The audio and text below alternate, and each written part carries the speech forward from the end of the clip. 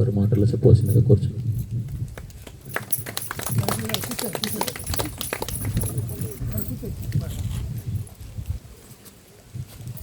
ఈ కార్యక్రమానికి ముఖ్య అతిథులుగా వచ్చినటువంటి ఇస్మాయిల్ గారు, యోగా గారు ఈ కార్యక్రమాన్ని ఇంత విజయవంతంగా డిజైన్ చేయడానికి గత వారం 10 రోజుల నుంచి కష్టపడుతూ నలుగురిని కోఆర్డినేషన్ చేసుకుంటూ నలుగురు వాళ్ళు ఎంతవరకు రీచ్ అవుతున్నారు, ఎలా ఫాలో అవుతున్నారు, ఎలా రెస్పాన్స్ ఉంది